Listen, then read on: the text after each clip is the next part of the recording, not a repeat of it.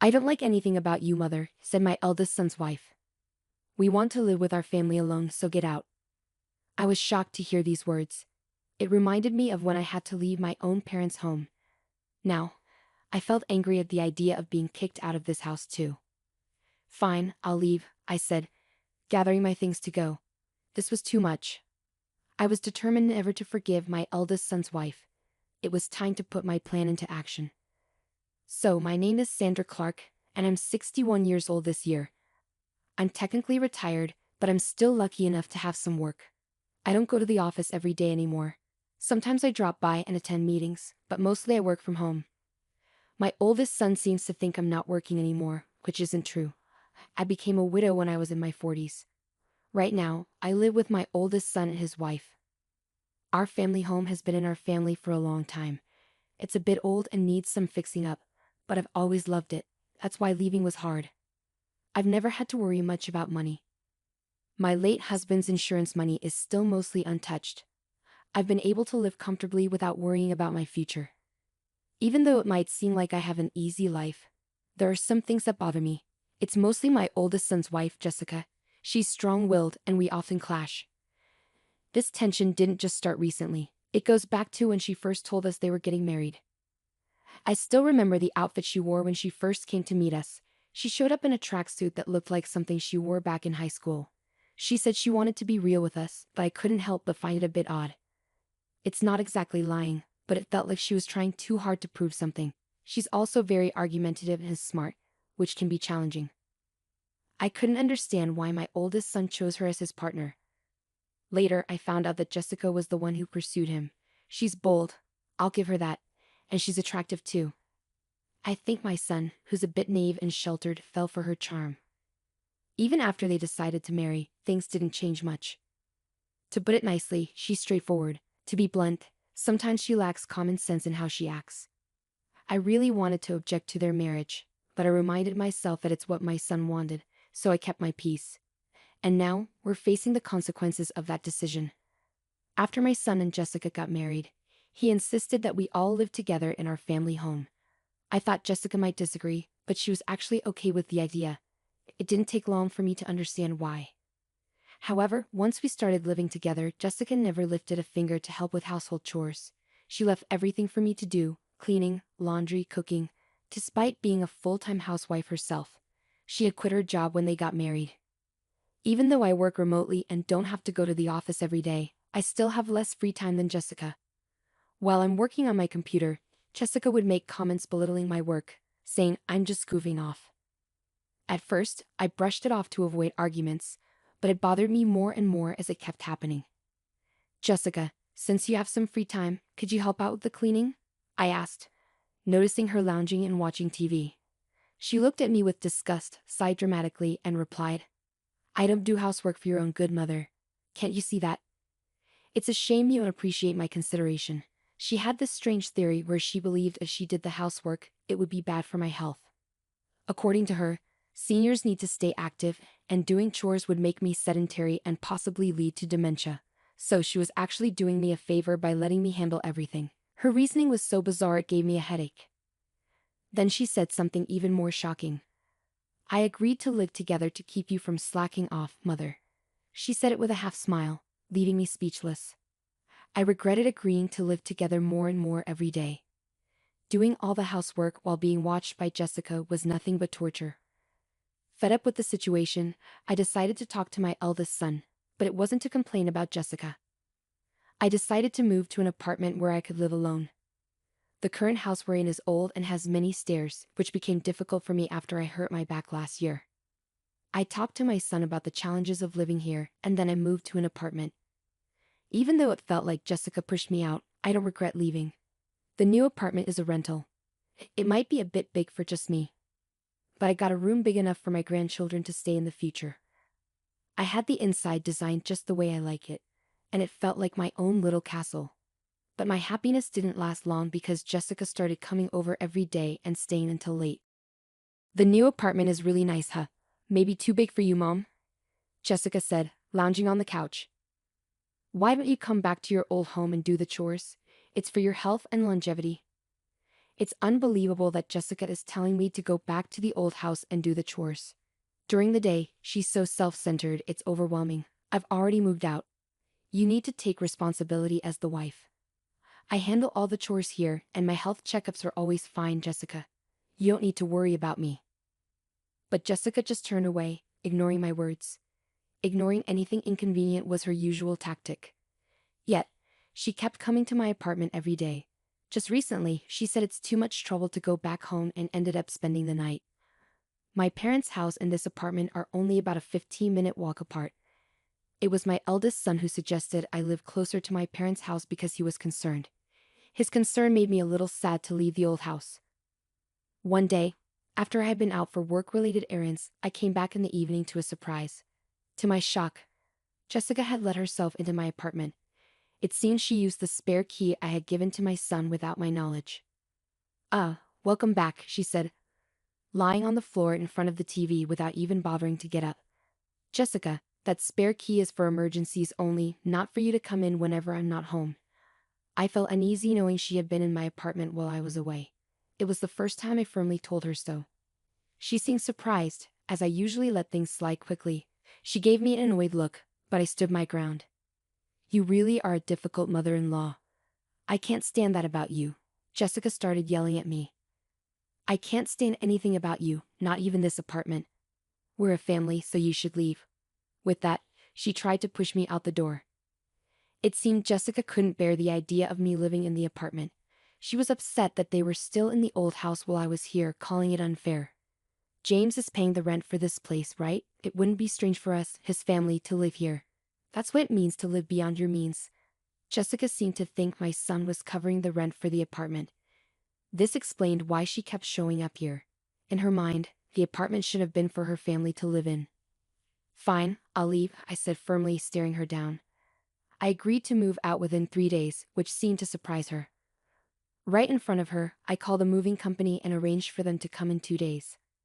As Jessica left feeling satisfied, I watched her go, already planning my next move. True to my word, I moved out. My new place was an apartment specifically designed for seniors. I decided to test it out for 2 weeks. I handed over the keys and lease documents to Jessica, asking for a change in the contract through the real estate agent to the landlord. Luckily, I've known the landlord for a long time, so they were flexible and accommodating, which was a relief. My eldest son was furious with Jessica for kicking me out. He's even considering divorce, but Jessica doesn't seem to care. In fact, she started living alone in my apartment, saying, "Well then, let's live separately." I'm amazed at how bold she is. But in 5 days, Jessica will find out the truth. While I was working from home, my phone started ringing incessantly. It was Jessica calling. I had been expecting this, so I had a recorder ready to record the conversation. I pressed the record button and answered the call. "Excuse me, Mother, what's the deal with the rent for this apartment? Why do I have to pay it?" Jessica started ranting as soon as I picked up the phone. She sounded flustered. "Well, Jessica, you're the current leaseholder, so it's only fair that you pay. Is there a problem?" I purposely kept my tone calm and relaxed to annoy Jessica. She seemed even more agitated but didn't back down. "But didn't James used to pay the rent here? We're not even divorced yet, so shouldn't James pay?" Jessica had told my eldest son about the rent issue and he advised her to call me. The truth was, my son had never paid the rent. In fact, I had been financially supporting him. After retiring, I continued working as a consultant and advisor, earning a good salary. I was actually earning more than my son. I had been secretly helping him out because Jessica tended to spend a lot. "It's just a misunderstanding, Jessica. Originally, I was the one paying the rent for that place. I never made James pay a dime." Jessica seemed shocked and caught off guard by the truth. She quickly said what she wanted to and hung up the phone. Right away, I contacted my eldest son and played him the recorded conversation. "I've been putting up with it too, but I can't take it anymore. You feel the same way, don't you?" I knew my son was exhausted from dealing with Jessica's debts. No matter how old he gets, as a parent, I can't help but want to help him out. Some might say I'm too soft, but I think it's just natural as a parent. My son replied quietly, "I'll divorce her, I'm tired too." Then follow my lead. I told him my plan and gave him instructions. First, I asked him to take a few days of paid leave starting today. Then, I told him to quietly move out his important belongings without letting Jessica know. We didn't want her to notice any moving trucks, as she might be nearby. I had instructed him to slowly move his things out during the night, keeping it discreet. The important belongings were taken to a single-family home that I had found as our new residence. This way, the plan progressed without Jessica knowing. 3 days later, Jessica called again, sounding even more flustered than before. "What? Why are you so worked up? Just like last time."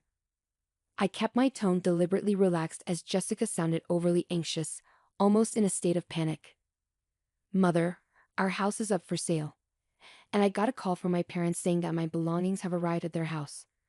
"What does that mean?" Jessica explained that her parents had received her belongings, and our old house was now on the market. It seemed my eldest son had followed my instructions. He had sent Jessica's things to her parents' house and put our old house up for sale, leaving it empty. The landlord told me that if I can't pay the rent, I should leave. I thought I should consult with James, and when I got home, there were chains and a padlock on the gate, and I couldn't get in. There's even a for sale sign up. Jessica was almost hysterical. It must have been quite a shock for her to come home to. "I've already entered into a sales contract with a realtor. We can't access that house anymore," Jessica had began, ready to express all the pent-up frustration. "Firstly, I'm no longer your mother-in-law, right? Yesterday, James should have filed for divorce. You signed it, didn't you? You and I are strangers now." Yesterday, my eldest son had filed for divorce at the city office. It turns out Jessica had signed the papers a while ago. Threatening divorce seemed to be a tactic she often used. My son used to believe that Jessica would change someday. After all, she was the person he loved enough to marry. He felt trapped into giving in to her threats of divorce, he once told me. But it seems my son has finally realized the truth. He signed the divorce papers, which had always been used as leverage, and submitted them. The divorce has been officially processed. You always used to tell James that you could divorce anytime. Are you happy now that things have turned out your way, Jessica?" I could sense Jessica holding her breath on the other end of the phone. She wanted to argue back but seemed lost for words. She must have been feeling frustrated. "Besides, I'm worried about you. After the divorce, how will you manage to live in that apartment without a job? Moving also costs money, and it's tough.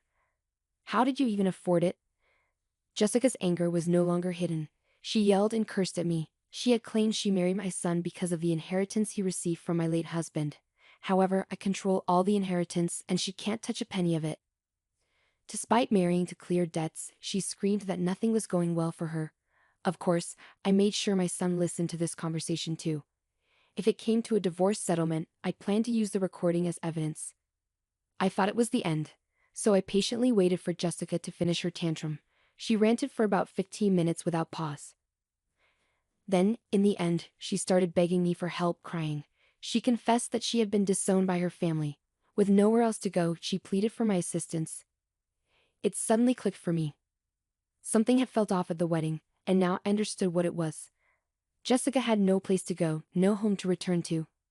Despite feeling a bit sorry for her, I couldn't ignore the consequences of her actions. Apologizing now won't change anything. We're strangers now. There's nothing more to discuss. Good luck with your life from here on, I said before ending the call with Jessica. I felt a sense of relief afterward. It seems Jessica caused trouble at my eldest son's workplace.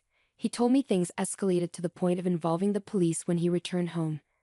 Jessica, who had been staying at the apartment without paying rent, had her keys changed by the landlord while she was out. Now, she can't even get into her own apartment. She might have tried to contact me or my son, but we had canceled our phones and got new ones with new numbers. I can only imagine the despair she felt when she realized she couldn't reach us no matter how many times she tried. We didn't give her our new address either, so she can't reach us that way. After causing a scene at my son's company, she was issued a restraining order. With no other options, it seems Jessica turned to her disowned family for help.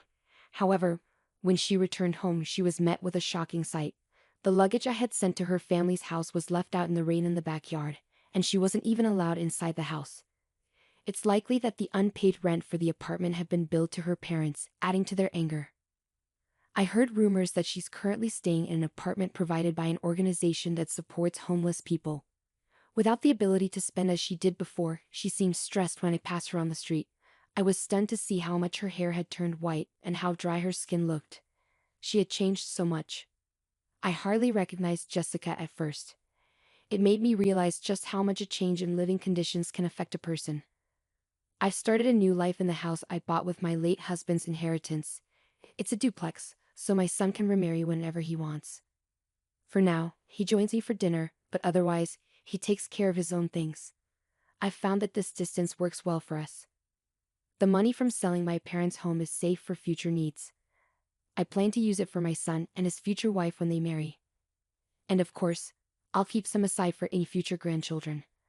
I'm thinking of creating the English garden I've always dreamed of in my new home. On days when I'm not working, I spend time in the garden, caring for the young trees and herbs. This new life, filled with hope, has become my daily routine.